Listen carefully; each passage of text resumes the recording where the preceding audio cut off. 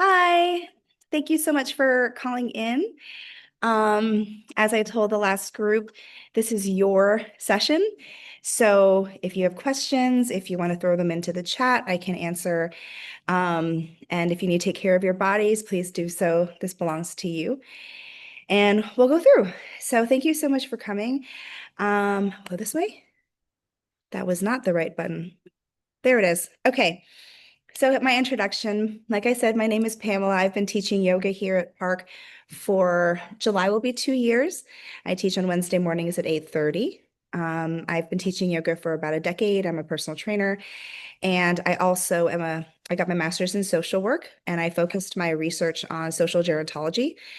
And now I'm working as a clinical therapist at a practice in town here at Charlottesville. So my introduction is I have been a caregiver several times in my life, and I still continue to be so. I helped with my father when he passed away when I was 19. And excuse me, there's a picture of my husband, and he's a cancer survivor. About 7 years ago, he went through a lot of treatment, so I was taking care of him through that. He is now cancer free. And then I have my children, and then the other lovely lady is my mother-in-law. Her name is Terry, and she was diagnosed with Alzheimer's in 2021, and we care for her as well. So this is a topic very near and dear to my heart in supporting families with chronic illness, and especially because it's so multidimensional. So please, if you have questions or anything like that, I just wanted to let you know um, kind of where my background is.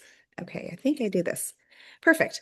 Okay, so when I think about our environments, most people think about their external environments, right?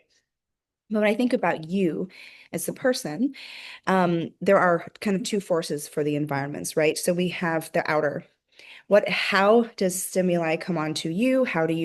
And then you have to respond to it, right? And to an extent, we have control over it, our physical environment, right? So we have our home, we have our work, if you're still working, considerations about these places and the things around you to help promote your safety and your best function.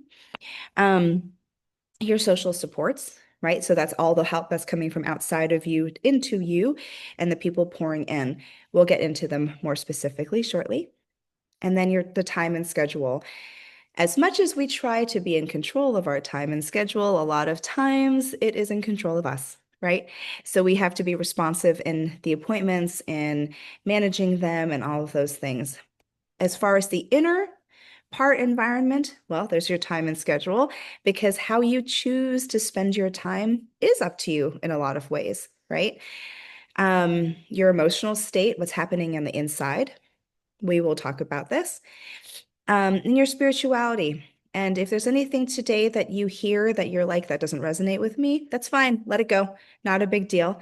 But I have to mention spirituality because for a lot of people when going through hard things, that this is a well of support for them. And a belief in a higher being can help some people get through hard times, but I recognize that doesn't belong to everybody. So if that doesn't resonate with you, you can go ahead and let that go. So first, our physical environment. We can spend a whole day talking about all the ways to adapt your space to help you feel safe, right? Whether it be, rails to walk with or removing rugs so that you can't trip, depending on how you're walking, right? Or if you're ambulatory or if you use a walker, excuse me. Okay. But that really isn't what I wanted to talk about in this moment. What I wanted to talk about really was the approach, right? So you get a diagnosis, you're starting to experience some changes. If you can assess early, great, because it's harder to make the changes when you're amidst the change. So if you can have somebody come and help look at your space and help you know how to adapt, that might help you with the mental load of things that otherwise need to be done, right? So you kind of start the ball rolling. There are people who can come in and help you with do that. I think about people who bring people in so they can like baby proof their home. I think that's crazy, but same idea. They can come in and help you know how to make your space adaptive, and also to pace yourself. It'll be really hard to make decisions now for whoever you're going to be 5 months, 5 years down the line? We don't know. It's such an individual experience with PD. So being able to pace yourself also is really important. So know yourself and know if it's overwhelming, if it's too much, and maybe you keep like a notebook by your bed or you keep notes and you kind of have a running, oh, okay, I'll think about this when the time comes, or I'll think about this later on after I hit this kind of benchmark, or however you approach your strategies in life, that might be something that would support and help you. So, like I said, know thyself. If you are a contingency plan kind of person, then you already know that. You like to make plans. Some people are really strategic about that. And so if you need to know, like, how often do I need to do a check-in? How often, like, what kind of plans can I make? Am I making plans at my detriment? Are you spending more time making plans instead of actually living? I don't know. I can't answer that for you, but that might be something that might help you with your approach on understanding and knowing how to make the physical changes for your space. Am I speaking too fast? Okay. Work. This is something that comes up a lot. Can I still work? Is my capacity going to change? Am I going to get the same fulfillment out of my job now, knowing what I know about myself or my loved one? Can I function in my job? Am I going to need accommodations for my job? Right? Only you know if you're going to continue working. Only you know if your job can accommodate you for what you need. But just like some people have accommodations for a standing desk or magnifying glasses or larger screen or whatever those kinds of things are that we help us do our job, then you can figure those out for you as well. And again, if you don't know, talk with me. You can talk with Sarah or talk with your work. And we'll get into the whole who do you tell in a little bit. But I just wanted to say, I recognize that there are people who are still working. When I was doing my research for something, I think I saw 78% of caregivers are still working. 78%, that's a lot, right? So how you show up in those different spaces may change. And being able to navigate those changes and talk about them with somebody safe is really important. But, and that's kind of a no duh moment. But also just knowing yourself and what you need. So one of my practical pieces for your physical space, if you have a counter or a desk or a wall that's really you see all the time, make a little list of who's who in your care, right? Because especially if you see different specialists, right? You have audiologists, you have neurologists, you have cardiologists, you have these different people.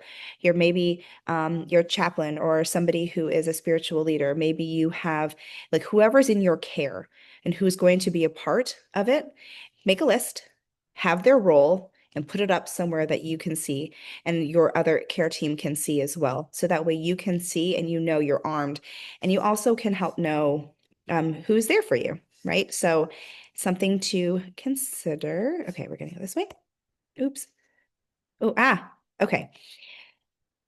One emotion that tends to bubble up when people are looking at making changes of their physical environment is one of resistance. The number one question I tend to get from caregivers is, how do I get my loved one to use this tool, walker, hearing aid, sticks to help with support, right? How do I get my loved one to do this, right? So my response would be meet them in their resistance. What are you resisting by saying no to changes that could make your life easier and safer? I can't answer that. That's a you question answer, but something to keep in mind that the resistance might be keeping you from the actual changes that would help you live a more liberated and more independent life. So I'm trying to pair emotions with the typical things that come up with these conversations with other clients that I've had. So we'll see this theme throughout. All good so far? Thumbs up? Thumbs down? All good? Okay, there it is. Thank you. So social support is a big one, right? Am I missing anybody from this list here? Oh, I love this. Picking it up to look closer. I see. I have medical care team, your spouse, your children, hired help, spiritual advisors, friends, siblings, parents. Um, Anybody see anything missing? Maybe Park? No, Sarah's dancing. Sarah's dancing over there. You can't even see it. So How Park, about how huh? about how about you know, if you're involved in a gym, a personal trainer? Yes, absolutely. Hi, Miss Lisa. Hi, Pamela. Nice to see ya. You too. Um, what's going on? I'm just gonna try to mute everybody. Oh no, she just we're good. Okay. So your social support team, right? And it can evolve. I put up hired help because it's a way for people, if that's within your ability, to help share the load in a way that you can still have the energy and time for the things that you need to do for yourself. For example, maybe cleaning your bathrooms is not so easy anymore. If you hire somebody to do it, if that's within your ability to do so, that'll free up that time for you for other things. I consider all of these people to be part of the support team. So the question becomes, who do you tell, right? And I would investigate if it's something that you're trying your diagnosis or your loved one's diagnosis, if that's something that you're trying to keep private or if it's a secret. Sometimes secrets can hurt, right? Sometimes privacy can unexpectedly isolate. I can't answer that for you, but it's just something to consider that if you're choosing not to share, are you possibly removing what could be a supportive relationship? I don't know.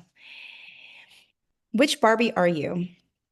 So, for a lot of people who are going through this experience, they start to lean on family and loved ones for help. And sometimes that can be kind of scary, sometimes embarrassing, and sometimes just really hard because a lot of people don't like to ask for help. And so, maybe something you can ask yourself when you're moving in that direction: what role is this person fulfilling for me in this moment? Maybe your partner has never been great at, I don't know, cooking, right? Maybe not so great at the cooking. And maybe you're going to have to rely on that for a little bit of help because maybe you're not able to cook if you're the patient, right? In that moment, their role is being a cook, may not be what you do, right? But that's something that they can do. And making sure to be clear about those roles, as the slippery slope of care can sometimes feel really overwhelming. That person ends up being your everything, and that's a lot, right? If that's somebody who lives with you or if it's your adult children who's helping. And so sometimes naming the need that you need help with in that moment can kind of help maintain that that person isn't only my chef. That person is a chef in this moment, but they are also my spouse, right? Um, the roles are going to continue to evolve and shift as people move through the progression of their diseases. And so, like, really be clear sometimes it can really help. What role are they fulfilling, or which role am I fulfilling in that moment? Something to remember is if somebody is offering help, believe what they say, right? We talked about this a lot in the last session, this idea of believe what people say.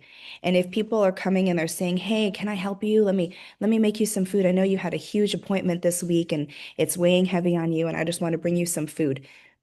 Believe them. They offered, right?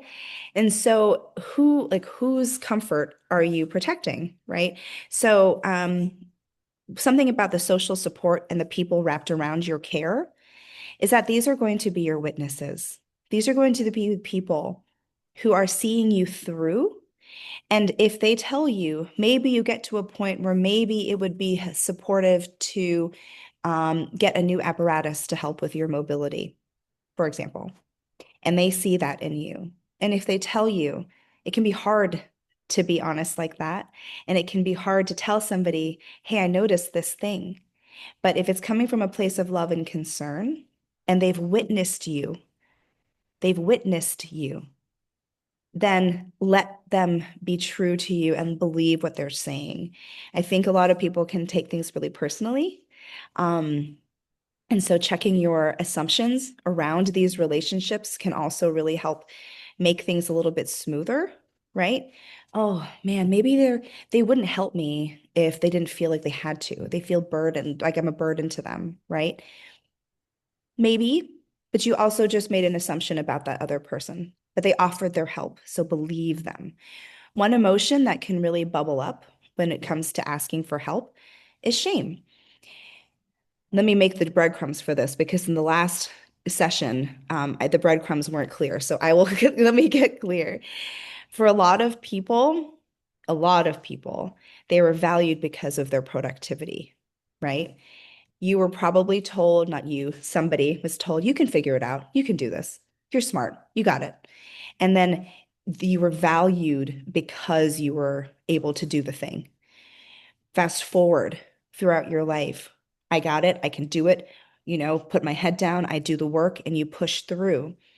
The reality is, if you're on this call, you know somebody who is probably yourself or somebody else who has had to ask for help, right? Asking for help can bubble up shame sometimes. And if it does, because maybe you were valued for your productivity at a different time of your life, and now you actually have to let somebody in to help you, ask yourself, whose comfort am I protecting? Is it theirs? Is it mine? Am I saying no because I am uncomfortable accepting it? Something to consider. Again, I can't answer that for you, but sometimes, especially when it comes to asking for help, shame can be a big barrier. And so I just say, make sure you center yourself in that experience. And if you choose to say no to that help, ask yourself why. Time and scheduling. I think I see this as an outer environment thing and an inner because of how you choose to spend your time, right? I see somebody petting, is that a kitty or a dog? It's a kid. Oh, see? Right. So you're choosing right now to pet. So when you make these decisions about time and scheduling and appointments and um, you know, what are your non-negotiables, right? So for me, a non-negotiable is my workout. I plan all my workouts for my whole week every Sunday, and I'm going to keep that because I know that that time is important for me. Some people, their non-negotiable might be that they like to cook dinner, right? Some people, it's seeing their friend every Friday morning for breakfast. Whatever those non-negotiables may are, put them down. And so then you can build your schedule to the best of your ability. Obviously, doctor's appointments are a little tough, but you can help manage your energetic output, help manage your priorities by doing that and knowing what your non-negotiables are. So don't forget to schedule yourself within those. So you're scheduling appointments, you're scheduling doctor's appointments, you're scheduling work appointments, you're scheduling these things. Where are you fitting into that? So schedule yourself just as much as you schedule other people, and it can really help you feel centered in your experience and have more empowerment rather than feeling that this is being something done to you, right? This is being done to me. Now I am no longer I'm a participant in it. No, no, you are the leader in your experience. This ever difficult quest for balance, I don't know anybody who has said, I got to figure it out. I knew how to make my work life balance and I am set. Said no one ever, right? So if you are somebody who is like, I'm still trying to balance it, maybe and that gives you like feels, take a step back and look at it from a bigger perspective. And maybe over the course of time, you actually are more balanced than it looks, right? Instead of like this one week or this one day isolated, look at the season, look at the year, look at what you were doing in that time, and maybe you might be a little bit more balanced. And some people's balance is this, and that fluctuation of busy or overwhelm and not, or emotional balance. Maybe they're up and then they're down and they're up and then they're down. Even that can be balanced if you look at it across time. So be kind to yourself. So, one emotion that can bubble up when people are trying to figure out how to balance all the things that you have to go to and that you have to do, I have to do, I have to do, is anxiety. How am I going to get it all done? Right? So, maybe a question in response to that feel of anxiety is this a priority or is this a want? I was told this story last time. My son, when he was 4, he said to me one day, he said, Mom, why do people say that they didn't have time for it? Why didn't they just say it wasn't a priority? That's pretty poignant, right? If it's a priority, you will do it. And so, as you try to balance your schedules and figure out where you need to be, what is most important, that's something to ask yourself. Is this a priority or is it a want? And how does it fit into the bigger scheme of things? Emotional state. So, as a clinical therapist, I sit with people and talk about emotions a lot. And then teaching yoga, we get a lot of emotions in yoga because it moves through our bodies. And so, decision fatigue and overwhelm. When you get diagnosed, all these ideas are going to like everything. What about this? What about that? Oh my gosh, I'm going to have to change this. And then it becomes this like long list of things that you might need to respond to. Again, is it being done to you? Are you actively the one in as much control as you can be, right? So ways that you can kind of cope with this overwhelm. One thing I like to do is keep a notebook by my bed at night because you always get your best ideas right before you fall asleep. So, if you keep a little notebook by your bed, you can do a little brain dump, deal with it tomorrow, right? Don't have to worry and carry that worry as you're going into sleep, which should be your rest time. And with decision fatigue, something that can really help would be to come from a place of your values. Make value choices as opposed to trying to rationalize your way into them. Let me explain. If you have a, um, mm, if you have to make a decision about work, right? And the work might change, the decision about your work would shift some things in areas around your life. If you know your most important values around that, whether it's remaining to work so that you have an identity outside of, well, just your identity because you've worked hard for it.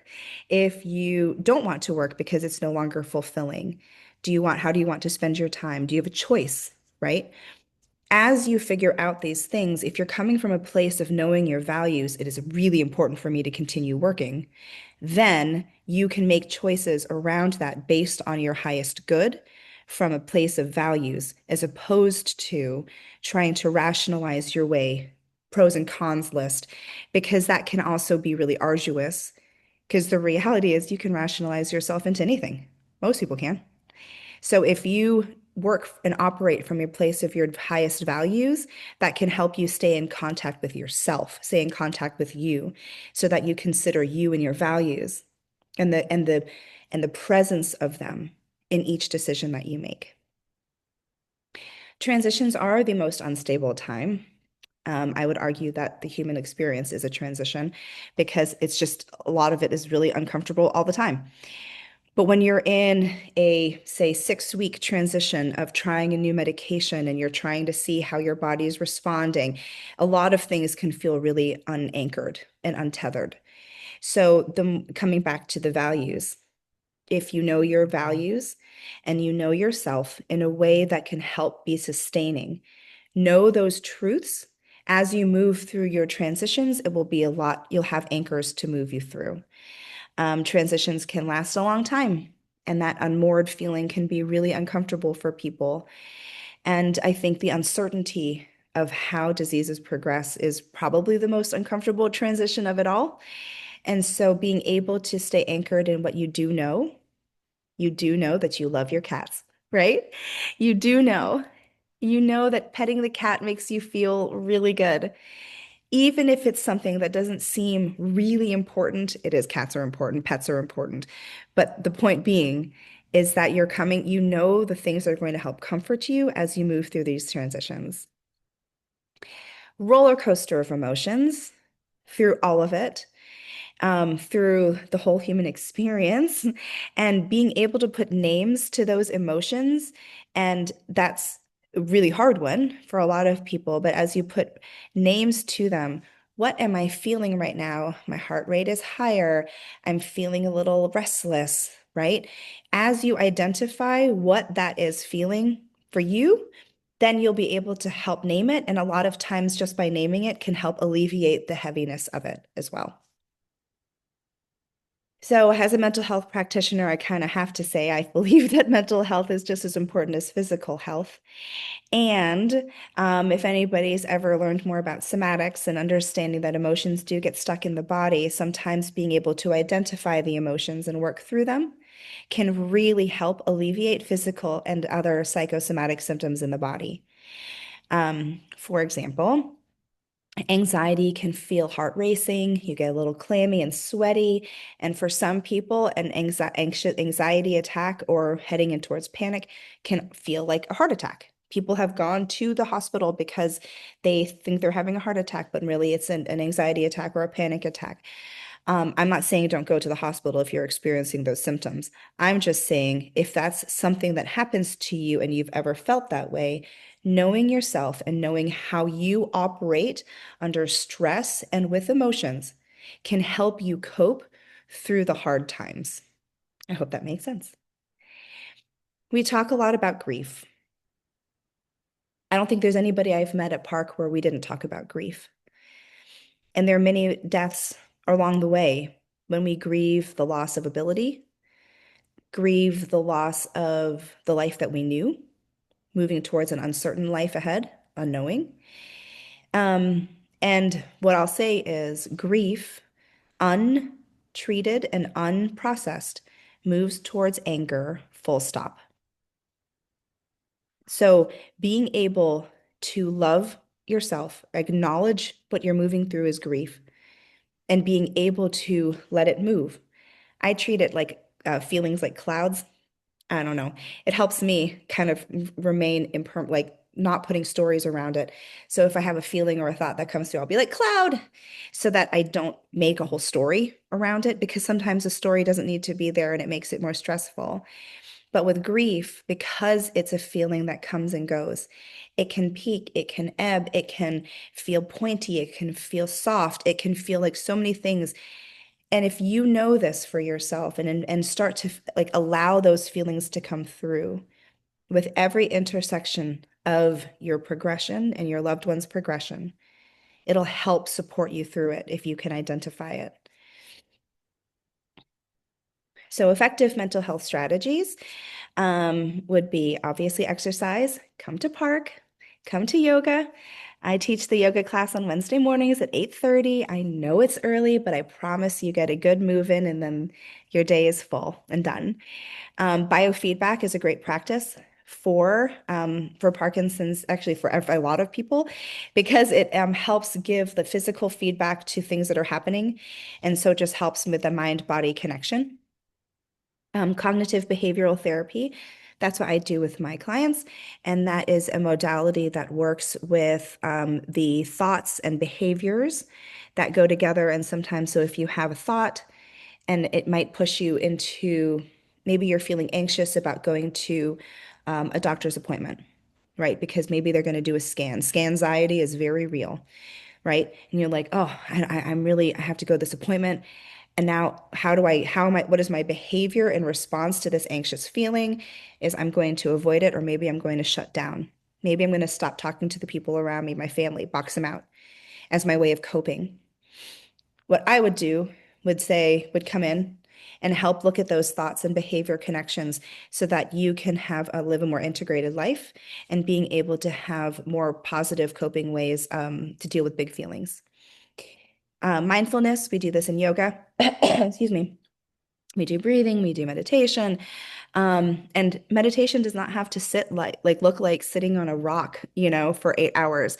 I think we can just let go of this idea and know that meditation, what it is actually doing is helping connect you to your body and being able to help you feel integrated in yourself with your feelings. And so for some people, like my meditation is dancing. It's certainly not seated. because I would go absolutely crazy. I fall asleep. So if I would rather move and I feel integrated in my breath in that way. Yoga therapy as well as art therapy, ways to be able to create. Humans are meant to create. We just are. And so if you have an outlet for that creation, it can really help with your mental health as well, because sometimes people just need that a place to apply themselves in a creative way that can help move how they're feeling. And a spiritual practice. Like I said earlier, sometimes having a connection to a higher power can help people through challenging times or just through life in general. And maybe that's an anchoring thought. If that's something that you would like to explore, but have never had a language or a way to explore that for yourself, I'm happy to talk with you to look at resources around the area so that you feel that you have that team and that support. And no judgment either way. So, have you felt any of these feelings on this page? Anyone? Yes. Oh, Miss Lisa, yes. Miss Mary is like, mm-hmm. Sure have, You sure want to have. know how many? How many, Miss Lisa? I have to count. You have to count them. Mm.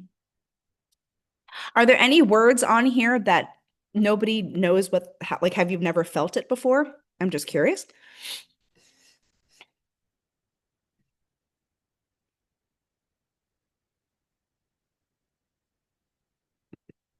Ooh, okay then. You guys have all felt it. Well, hey, guess what? You're human. That's it. I just wanted to validate that everybody has feelings and all your feelings are absolutely valid and true because they're yours and they belong to you. There's no judgment for feeling them. Sometimes they're good feelings. This is the whole point is feelings are just feelings, not good, not bad, just information to know about what's going on with you and in your inner state. And sometimes it's from external stimuli, sure, but all of this is very real and very normal. So, yay for being human. Let me see. So, that comes to the end of my formal part. I just want you to know that you are more than your diagnosis. You are more than being a spouse. You are more than being a caregiver. You are so much more and so much more brilliant. So I hope that if there's any little nuggets that you can take away from today, know that you are a very special person, and I'm really grateful to know you. So that is the end of my formal part. And I would love to open up the floor for questions.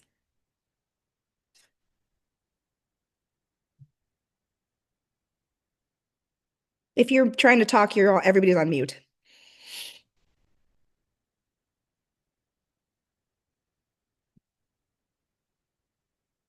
Nothing? No questions at all? Wow. Okay.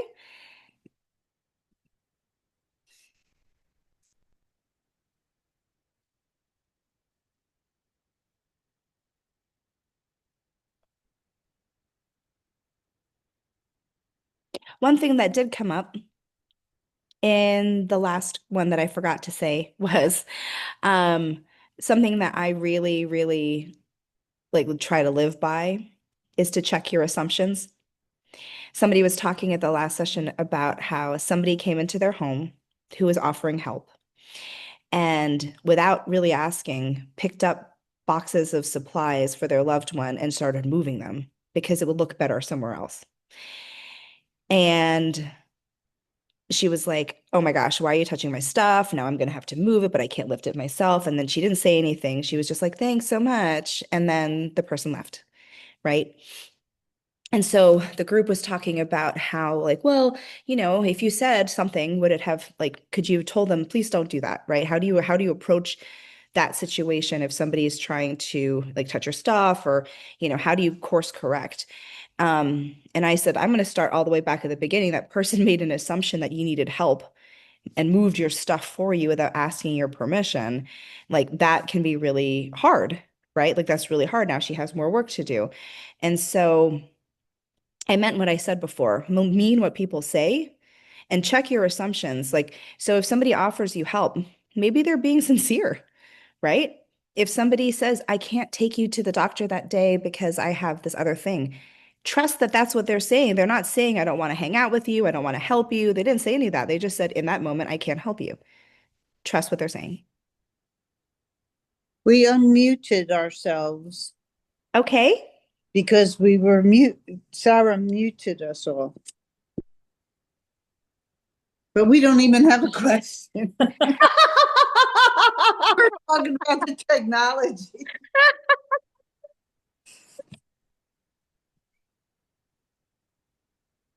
Well, how about the relationship between caregiver and patient? Mm-hmm. That can be a very stressful time. I'm very lucky in who my caregiver is because I've known her for 50 years. But even we have stress points. Absolutely. The caregiving relationship is a deeply personal and anchoring relationship. And I think going back to what I had said before was like, which Barbie are you? Sometimes it's important to recognize the role that that person is playing in that moment instead of globalizing it, right? Because all people really want is to be loved and seen. I think that's what most people motivates most people. And if you are, as a caregiver, um, we give a lot, right? Right. We do it because we love them, and I exist too. So check the assumptions around that relationship as far as if I ask them to do this, like the inner monologue sometimes can be really hard, right? The inner monologue of, do you have something to say? Go ahead. No, I was just going to say, I forget how it came up earlier, but the idea that sometimes we hold back, we don't really do what we need to do because we're trying not to put something on someone else. So last year, about this time of year, I hadn't done my income taxes and really didn't think I was ever going to do them. And I had some other paperwork that absolutely had to be done and it wasn't getting done. And I was whining about it to everybody. And finally, my therapist said, let Mary Alice do it. It's like, oh, she does so much for me. Let Mary Alice do it. I can't. So I said to Mary Alice, would you do my paperwork? And she said, oh my God, yes, I've been waiting. Right. That's a perfect example because if you ask for help, what is your name? I'm sorry. Oh, Diane. Diane? Diane. Yes. Diane. Okay, Diane, Wonder Woman.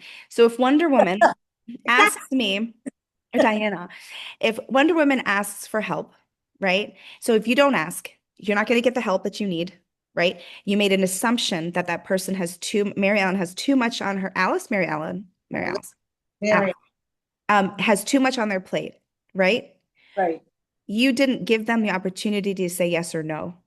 Right. You're still suffering because you didn't get to you can't do the thing, you need help to do the thing, right? They're taxes. Ugh, taxes. So give them the opportunity to say no. And that goes back to believe what they say. Because I firmly believe that if she did not have the capacity to do your taxes, she would have well said it, right? Yep. So give them a chance and check the assumption. They have too much. You don't know. You don't know what's going on. Trust what they say. This year I have to ask her to do them again. Well, at least they have practice and they know the numbers.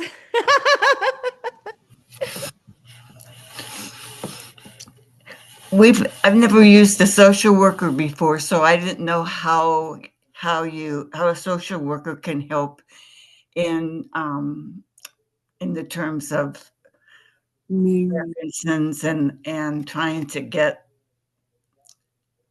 I don't know, maybe get help or Mhm. Social workers actually, there's a lot of different ways that social workers can work in collaboration with Parkinson's patients and their families.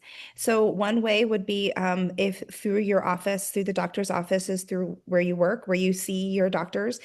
A lot of times they'll have a social worker in the behind the scenes part. That person tends to be the connector for people with different social needs. So it could be helping with access to food, access to healthcare, access to transportation. So that would be more of like logistical support in most ways. But that would be more of like a medical based social worker. I did that when I worked at the hospital. Um, and then another way would be to do like what I do. I see individuals, and I could work with couples and families, but I see individuals for therapy. And so we would do clinical therapy together, and that would be more, could be, and why you would see them for this context would be around the adjustment of a new diagnosis, grief, coping skills, depression, anxiety, right? So there's a lot of ways that or different ways that we can support the human experience. Those would probably be the two primary ways that you would interact with social workers from this context. Does that make sense, Mary? Yes, so you're a clinical social worker. Is Yes, that ma'am. I that work like at a practice downtown in Charlottesville. It's at 8th and Jefferson. It's called Rivanna Counseling, and I take Aetna and Anthem. And there are other practitioners in our office who do take, what was it again, Sarah? I always get it wrong. Medicare. Medicare? There it is. There it is. Yes. Okay. So Medicare, because a lot of your population, the population here tends to be on Medicare. So I personally cannot see those patients, but there are practitioners in my practice who can. Just because I'm still working on my license, it's a long residency. Uh-huh. Okay.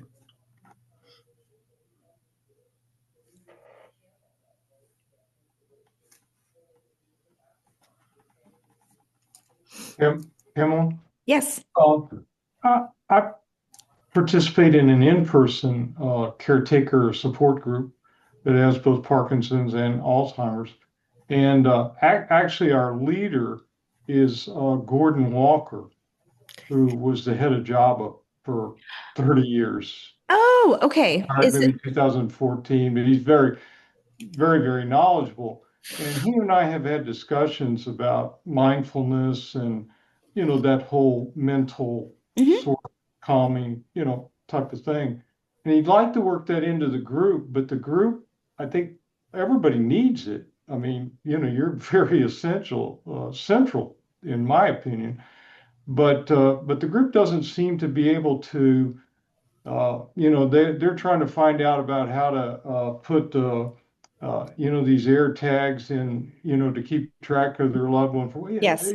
or how to set their cell phone or something like that, as opposed to, well, what's causing this stress to begin with, Right. and how can you deal with it? Because I mean, sometimes solving those little problems is important, but I think taking care of your Yeah, right mind. here. Yeah, Yeah. it's critical. So, uh, asking for Gordon and myself, how does that work into a group setting?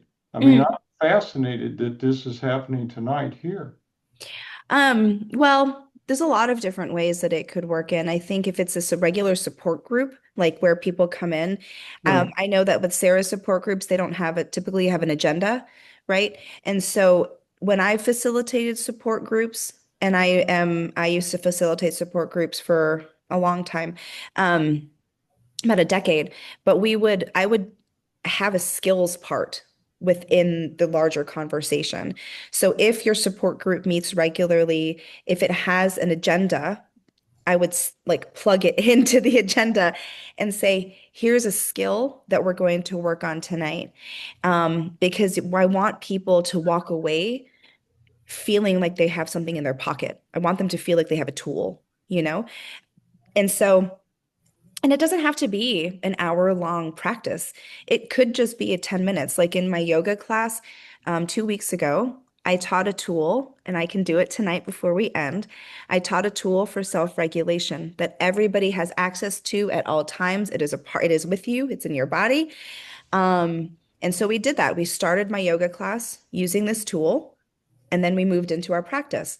And even then at the end, a couple of the folks were like, wow, like that's something I can totally take with me everywhere. Absolutely. And I think the packaging too of mindfulness can be a barrier for some people because it's kind of a buzzword now. People hear mindfulness and what does that mean? But really, it's an invitation to tune into yourself and know what's going on in your inner environment so that you can cope with the external stress, right? I want your well, Michael, to be full so that when the inevitable bumps happen, you have reserve to be able to cope with it. If we're already burned out and we're already feeling fried and picked at and all those things, any amount of challenge can set people way back, way, way back. Right now, they have no more resiliency. So, the tools of mindfulness really are tools of self regulation that people can keep with themselves and use all the time. So, that's what I would do for your group. I would start with a tool or a skill, introduce it to the group, practice it for a little bit. Why is this important? And then move into the conversation piece. Just a thought. Well, I mean, I've been interested in this for like 50 years. So this, I mean, that just re-upping my interest in that was very natural. But it strikes me that the majority of the people at the in-person group uh, either don't trust it or it's just a thought that they've never had. They've never experimented with that area of their life or anything like that. And I try to bring things up. Like, for example, I just said, well, I know you don't have time, but you're working at the kitchen sink and you've got to go to the pantry. Instead of just hustling into the pantry and hustling back, just walk very purposefully, Mm, okay? yeah. It, it adds 15 seconds to your day and it just changes everything. And I'm preaching to the choir here, but they just looked at me like I was from Mars or something. And like, I'm looking for like, is there a way to open their mind so that this can be received? It's just not a teachable moment for a It lot may of and these it may people not be. I mean, if because they're somebody panicking. exact, that's it. So if somebody's in panicked crisis mode, and there may not have been a direct panic moment, right? Maybe they're just coming Right. from their regular lives to come to the support group, right? I had attended a support group for Alzheimer's caregivers at the Center for Belvedere. I attended a support group there for a while, but it wasn't a good fit for me personally because I'm much younger than most caregivers because I am very much a sandwich generation. I'm caring for my children as well as my mother-in-law at the same time, right? And so I wanted to find other people who were in that similar position, and I didn't really find that in that support group specifically. But that's not the point. The point is, it's really hard to teach somebody a skill for survival when they're already drowning, right? Yeah, And yeah. so if they're coming into the meeting and they're already elevated because they've been dealing with their loved one all day and maybe an appointment was late and so things got thrown off, so they're already frazzled, trying to teach them skills on top of that, they're not in the place to do that. So my recommendation would be instead to be like, instead of trying to make it formal, like this is going to be our mindfulness moment, we're going to learn this thing, is actually start with a collective exercise to help with regulation in the beginning. That way, they can move out of that fight or flight brain and be able to be present for the group. Because I bet you, if you can help regulate when people walk in, they'll be more prepared to be a part of the conversation, and it won't be as much about the acute issues like fixing a phone or going Mhm. running to the pharmacy. It'll be more about the bigger things that it sounds like you really want to connect about. Mm. It's hard though. It's really hard. And also know your population. If the word meditation or mindfulness doesn't resonate with them, for some people, um, presenting it as a moment of prayer could be, or it could alienate others. I don't know. I don't know how your population is at the group, but meet them where they are, and I promise you, you'll be able to start to like drop those little seeds and plant the seeds and plant the seeds, and they'll start to see, especially if you find it effective practice for you.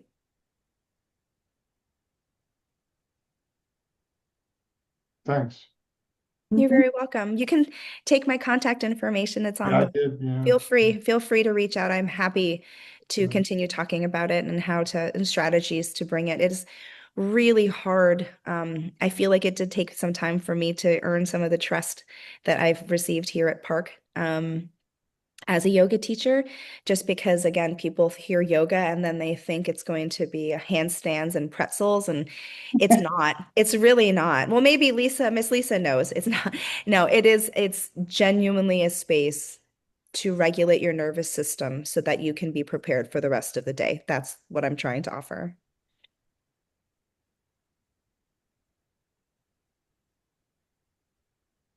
Any other questions? Oh, bless you. Oh, I did.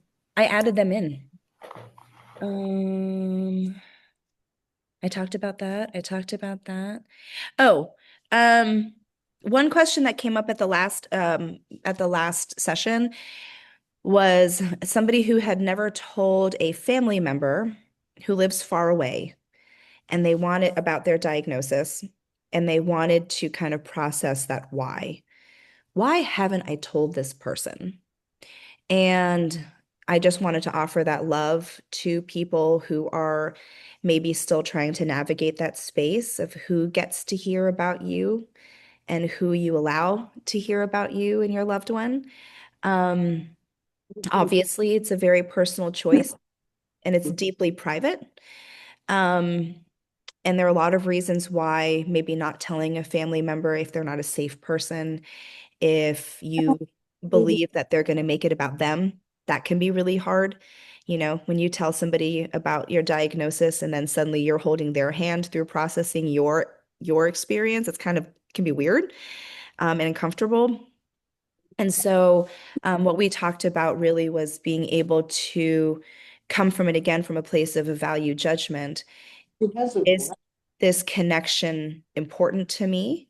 And if I choose to connect, like, what is the trade? Because if you choose not to tell them, there is an isolating moment there. No judgment either way. That's your choice.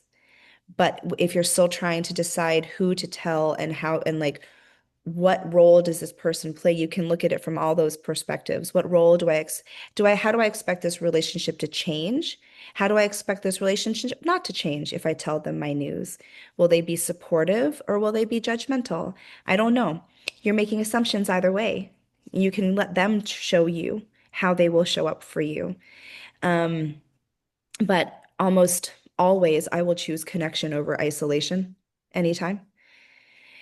And maybe telling them might offer up some truths on their end that they haven't had a chance to share with you. So that's a really big decision to make. And I have my utmost respect if you're in that space. But that was one thing that did come up in the last session.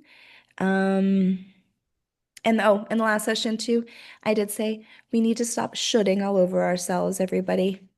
I should be calling this person. I should be doing this. I should be doing that. Um, and let your actions come from a place of really supporting your highest good instead. So that's my soapbox for the night. Well done. Yeah. Thank you. Well, we're wrapping up at the end here. Are there any further questions?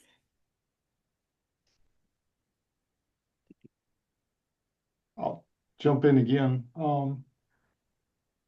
A lot of the sort of theme, I think, was sort of surviving. Do you have a last comment that would be about how you could take the situations that we're in and actually thrive? Because I've been able to experience that, just I tell people this is the most painful period of my life, and I feel more alive than I ever have. Mhm. Uh, I would ask you actually, can you expand on that, please? What helped you get there?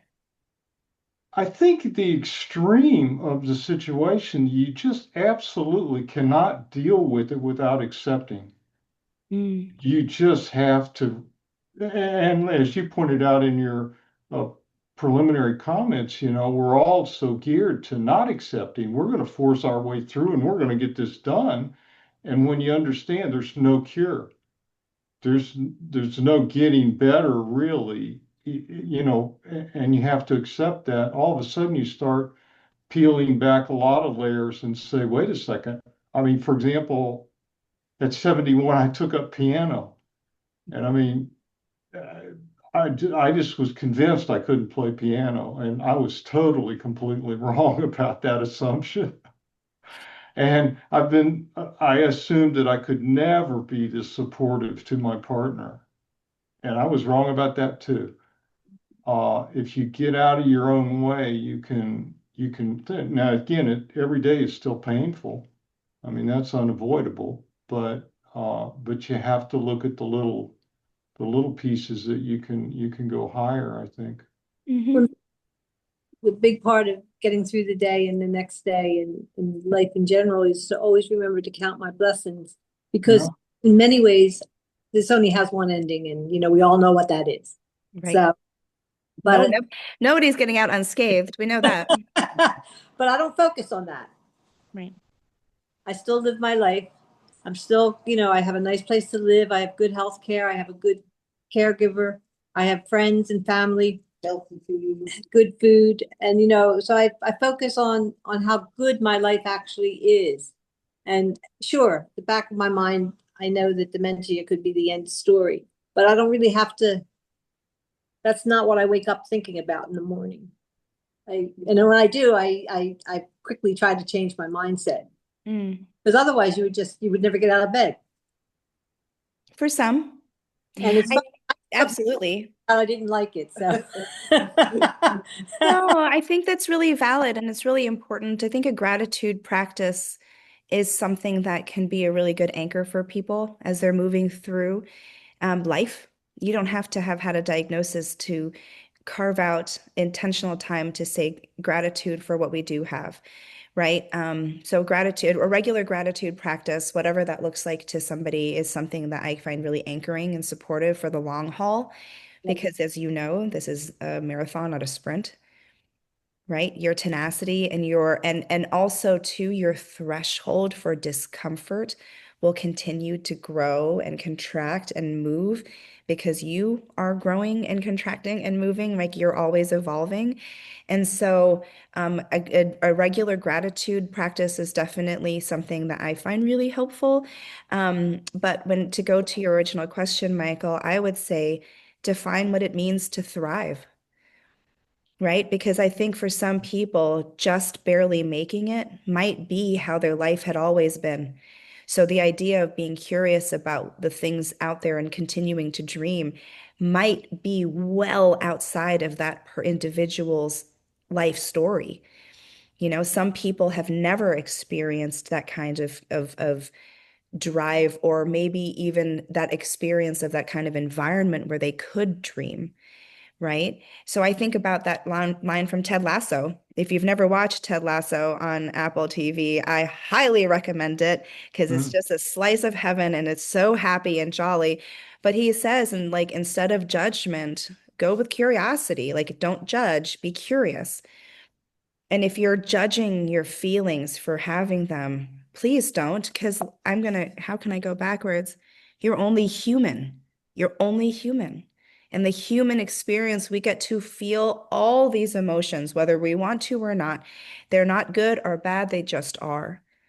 And the acceptance of that feeling, the acceptance and the lack of judgment, the curiosity of the feeling of it is how we get through, right? When we start judging ourselves for feeling the way we do, that's not a good place to be because you're human, right? So, um, you're really lucky, Michael, that you've been able to remain curious about yourself. Truly. I'm not saying that in a way to be like, what's the word?